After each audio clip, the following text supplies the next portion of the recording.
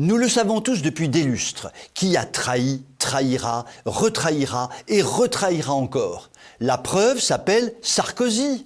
Ce bon Nicolas que l'excellent Dominique de Villepin, lorsqu'il était Premier ministre et que Nicolas était son ministre de l'Intérieur, voulait tout simplement pendre à un croc de boucher. Ce qui n'est pas rien tout de même. Eh bien, ce bon Nicolas est le traître dans toute sa splendeur. Un mélange de Talleyrand et de Fouché pour la traîtrise, mais sans leur talent quand même. Faut pas pousser des fois.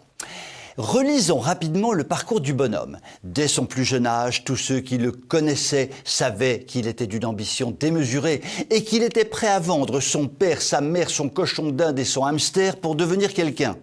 Et pour cela, tout était possible et tout était permis, dont la trahison à grande échelle. Poussé en avant par Chirac, il ne cessera de s'opposer à lui dès qu'il aura été nommé ministre, puis élu président de l'UMP. La trahison dans toute sa splendeur. Candidat à la présidence de la République en 2007, il s'affichera comme le souverainiste le plus affirmé et le destructeur de l'idéologie 68arde.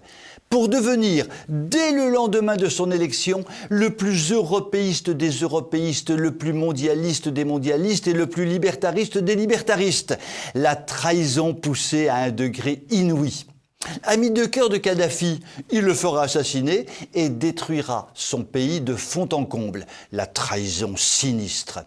À nouveau candidat en 2012, il trahira de nouveau en reniant tout ce qu'il avait fait et en devenant soudain un souverainiste voulant rendre à la France son pouvoir et sa dignité.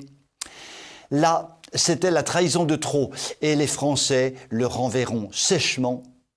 Mais notre ami le traître n'avait pas dit son dernier mot et tentera de revenir aux affaires lors d'une primaire de la droite qu'il perdra lamentablement. D'où une nouvelle envolée locknerienne que je trouve très belle. Qui a tout trop trahi se retrouve tout banni. Mais ce bannissement n'avait pas abattu la bête. Le Nicolas en remettait une couche pendant les élections législatives qui viennent de se dérouler, en reniant tout et son contraire et en soutenant une candidate macroniste. Là, c'est la trahison sublime, le modèle de trahison, la trahison de rêve. Grâce à ça, le Macronor alligator peut le manger tout cru en lui proposant un poste ronflant. Comment tout cela peut-il finir pour Sarkozy ?